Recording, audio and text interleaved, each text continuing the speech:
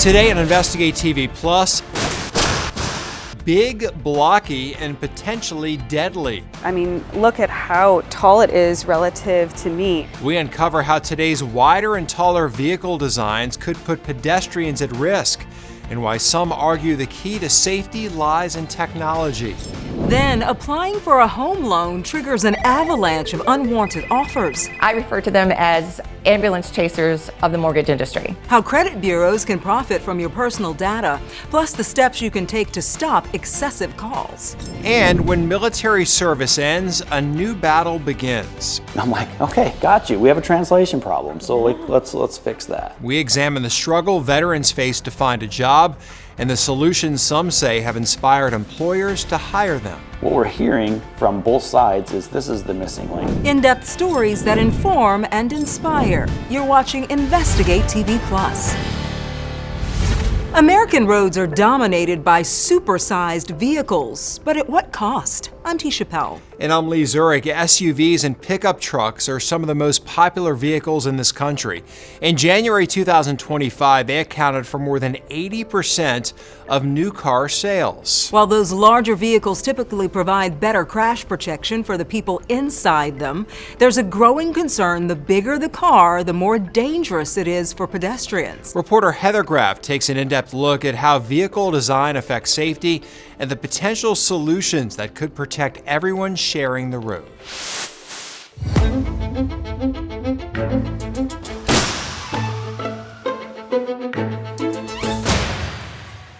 Crash tests and the vehicle ratings they help shape are what the Insurance Institute for Highway Safety is perhaps best known for.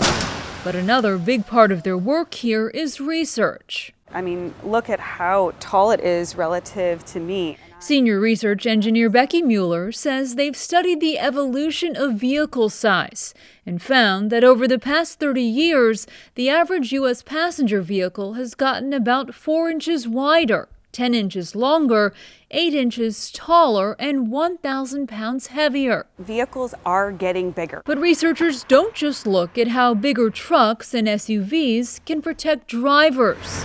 They've also looked at the impact those vehicles can have on pedestrians and say that impact can be deadly. IIHS analysis of real-world data from nearly 18,000 crash incidents showed that vehicles with a hood height greater than 40 inches, like a full-size pickup or SUV, are about 45% more likely to cause pedestrian fatalities. And even among vehicles with slightly shorter hood heights, between 30 and 40 inches, such as a mid-size SUV or a sedan, those with blunt, blocky, and more vertical front ends posed an increased risk to pedestrians. In publishing those findings, IIHS researchers wrote, automakers can make vehicles more pedestrian-friendly by designing vehicle front ends that are lower and more sloped. We do need some sort of regulation to provide a minimum standard for vehicle design to protect pedestrians. We're seeing more ribs, abdomen, vital organs being injured in these crashes because these tall, blunt front ends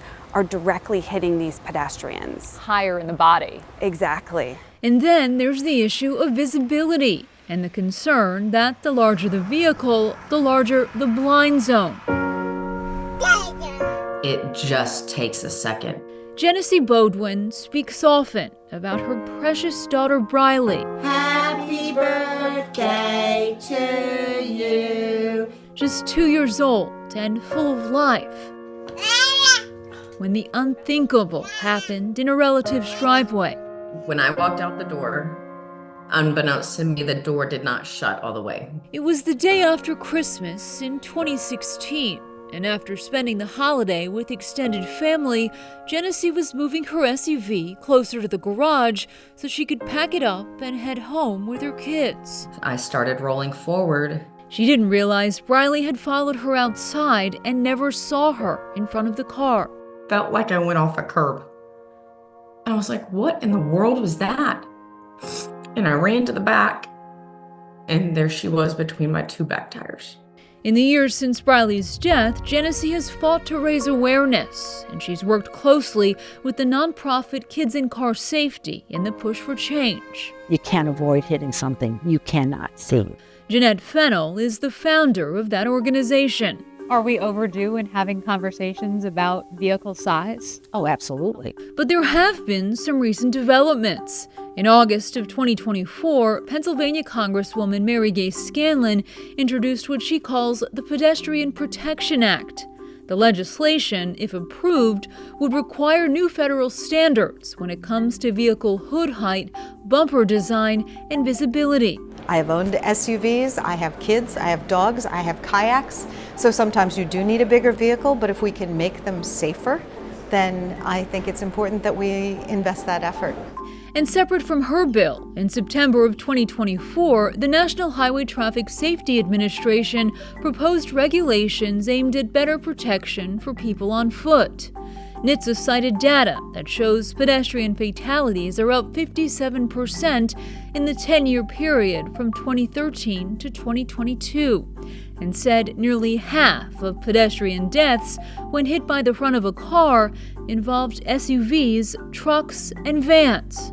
The agency's proposed rule would establish a new federal motor vehicle safety standard with test procedures that simulate a head-to-hood impact and performance requirements to minimize the risk of pedestrian head injury. The NHTSA rule is a good first step, but I think it just doesn't go far enough. They could do more, and our bill would have them do more. The Alliance for Automotive Innovation, a trade group that represents most major automakers, declined to speak on camera, instead saying in a statement that safety is a top priority. And in the 10 years since NHTSA first began considering this plan, vehicles on the road have gotten even more safe as automakers across the board test, develop, and integrate breakthrough safety technologies that we know can help save lives and prevent injuries. I would say to automakers, you know everything about your vehicles.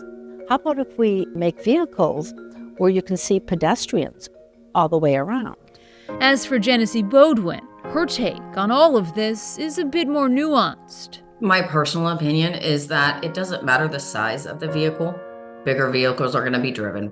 We're not going to get rid of them. What matters is the technology. But whether it's mandated car safety equipment or new vehicle design standards to protect pedestrians, the IIHS has tracked other countries taking action more quickly. The solution already exists. The engineering is already done in many cases. And researchers feel the U.S. is behind.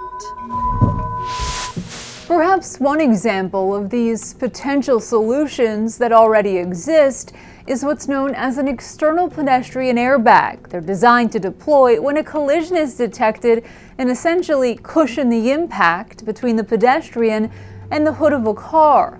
Volvo actually developed the first pedestrian airbag more than a decade ago, but it was only available in Europe. The U.S. in recent years marked a 40-year high for pedestrian fatalities. Experts say state and local jurisdictions should also look at road design as a way to help reduce crashes. That could mean setting and enforcing lower speed limits or building medians and blockades to separate vehicle traffic from walkers and bicyclists. You can learn more about potential solutions on InvestigateTV.com. Just search street safety. Still to come, a simple step in the home buying process could unleash a tidal wave of unsolicited calls. How many phone calls were you getting? Probably 200 to 300 In a day? in a day. We break down ways to help keep your name off the contact list. Then witnessing what some might consider a weather ritual, an in-depth investigation into the predictive powers of animals.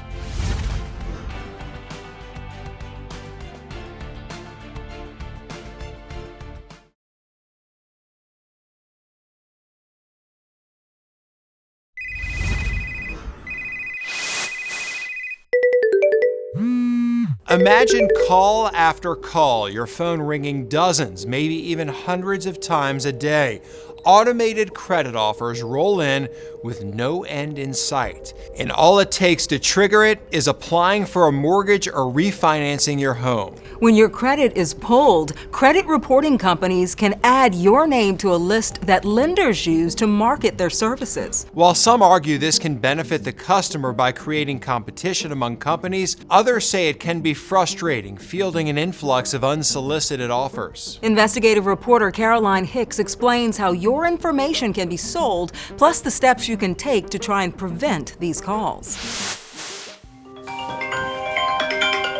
Hello? To say Amanda Gardner's cell phone has been ringing off the hook would be an understatement. In a given day, how many phone calls were you getting? Probably 200 to 300. In a day? In a day. This all happening as soon as she applied for a mortgage. She said, "Can I run your credit?" I said, "Sure, absolutely."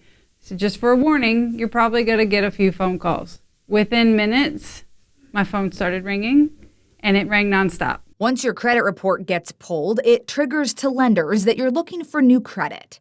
Lenders buy inquiry data from the 3 major credit bureaus and call you to try to win your business. Trigger leads have started to really ramp up over the last, say, 5 years. Tanya Paget has worked as a residential home loan officer in Charlotte for 20 years. She says she's just as frustrated with trigger leads as her clients. They're wondering if I'm sharing their information, and if you can imagine, we're talking about some pretty sensitive private information. It undermines my relationship and the trust that I have with my borrowers. Many consumers, including Gardner, also got mail, text messages, and even calls to her office landline. And it happened more than once. Shopped around for some land, couldn't find anything, paused the process, talked to another mortgage company, ran it again. Again, hundreds and hundreds of phone calls. Desperate to make it stop, she had to silence all unknown phone calls. So I had to almost plan if I knew someone was going to call me so that I could turn off the feature. I contacted the credit bureaus. A spokesperson for the Consumer Data Industry Association, which represents them, sent a statement reading in part, lenders making timely credit offers can maximize consumers' choices when they need it most. When shopping for a mortgage, this can mean saving thousands of dollars. What are your thoughts that the credit reporting agencies are saying that this is about giving customers options? Why didn't any of them leave a voicemail? I even answered a couple just to see what was there, and it was robots. There have been efforts to ban trigger leads nationwide.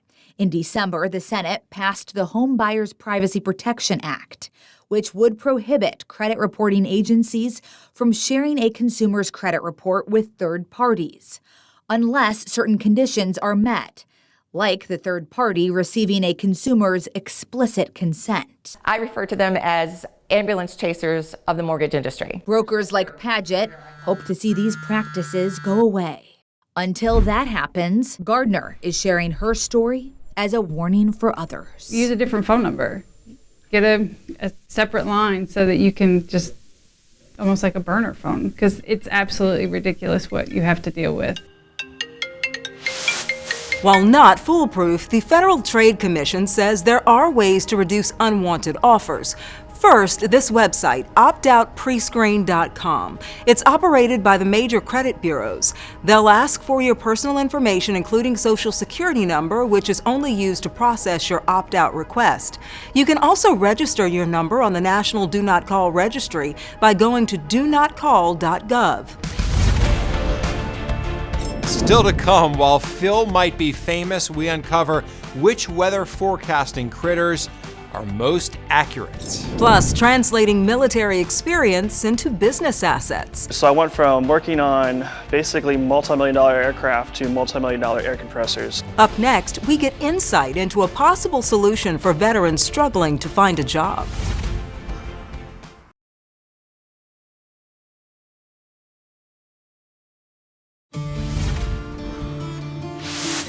Finding a job, it's a battle many veterans face when leaving the service. They say their years of military experience can get lost in translation when applying for civilian careers. But one veteran has made it his mission to help clarify any confusion. Reporter Cerise Cole shares what inspired him to create a company that's making life-changing connections. A walk around this Veterans Memorial brings back memories for Tim Denhode. I love the camaraderie. Tim had a successful military career. He was a Marine, an airman, and retired as a major. My entire career, I knew that there was an end, and I planned for the end. Many in the military don't. According to the Pew Research Center, only 1 in 4 U.S. veterans have a job lined up after they leave service. And finding a job can be grueling. These folks that have just done this for 20 years, like, they're in tears. They're like, I have a family to take care of. I have mouths to feed. Tim discovered one big challenge for veterans looking for work: their language. All of our vocabulary is different. Our ranks are different. Our titles, our position, our duties, our job codes, nothing is the same. He told me about a company that admitted military jargon is confusing to businesses. I want to hire vets, but I have no idea what they're saying. So I'm like, okay, got you. We have a translation problem. So let's fix that. So he did. Tim created a technology platform called Major Talent. We take everything from our military careers, all these data points, and we translate that into industry's terminology. So this is an example of the profile. The goal: translate a veteran's military experience to highlight their skills, showing a potential employer what they've done and what they can do. Major Talent also provides a new resume and interview training. We're a Nebraska-based company, but we have a national footprint already. Jack Dean was in California when Tim reached out to him. Jack had no luck in his 2-month search after leaving the Navy. It was a little frustrating at first. After connecting with Major Talent, he had an interview in just 2 days and was hired in Omaha within a week. So I went from working on basically multi-million-dollar aircraft to multi-million-dollar air compressors. Major Talent has been a major win for veterans and businesses. What we're hearing from both sides is this is the missing link. For Tim, that fills my cup, right? I love to help people find jobs. This military mission is personal. Knowing that I'm on a mission now to help others, I'm good. Service members are encouraged to visit militaryconsumer.gov for trusted financial resources and veteran support. From meerkats to ducks to lobsters, America's weather-predicting animals come in all sizes. But how do they shape up to the original groundhog? It's Punxsutawney Phil! Up next, we compare how often dozens of creatures correctly forecast the coming of spring.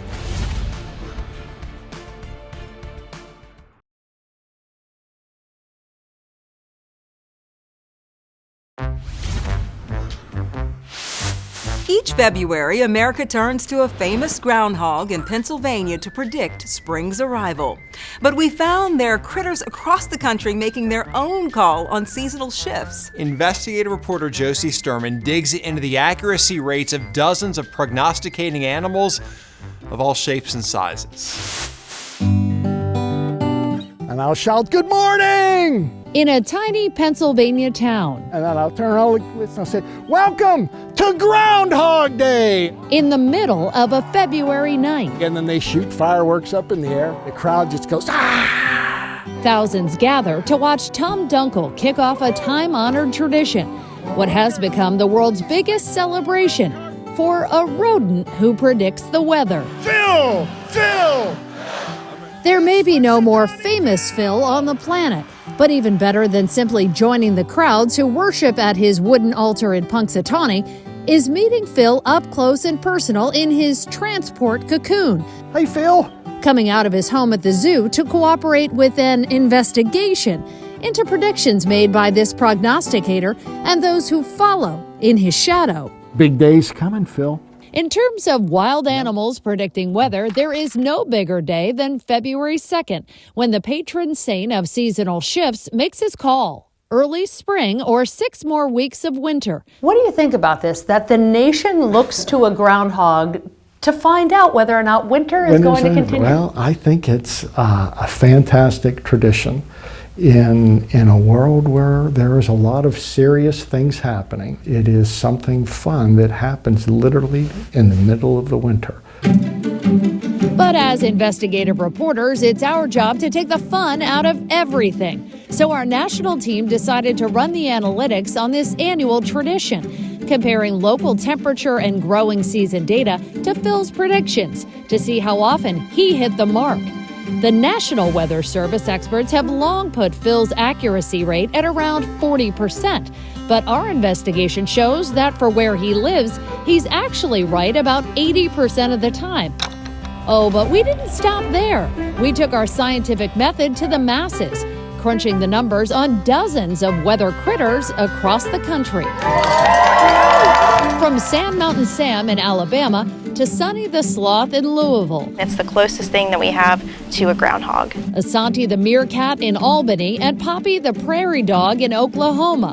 While groundhogs dominate the game, there are also hedgehogs, lobsters, tortoises, ducks, squirrels, and even a largemouth bass. So how do they measure up against the main man of Punxsutawney? We found that overall, on average, they're correct about spring's arrival in their area about 60% of the time. What do you think about this trend of having creatures of all sorts predict the weather, predict when we'll see the end of a season? Really? It's ridiculous, but there's only one groundhog, and that's Phil.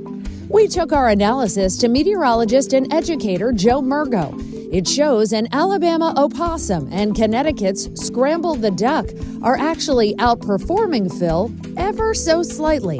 You can't prove them wrong because there's no set definition. But even if the animals don't always get it right on Groundhog Day, who cares, right? No matter what, things are changing. A change of the seasons is coming our way. A celebration of what's ahead as communities like Punxsutawney give people a way to weather their way through winter together.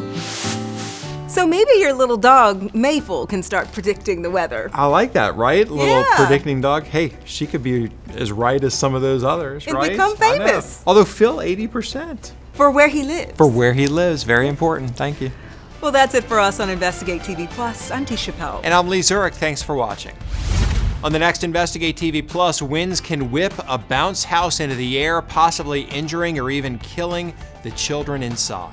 You go there with one thing in mind, having fun, being at a party, and then just in a flash, it happens, and it's tragedy. We'll break down when the inflatable is safe to use and how to tell if it's been properly set up.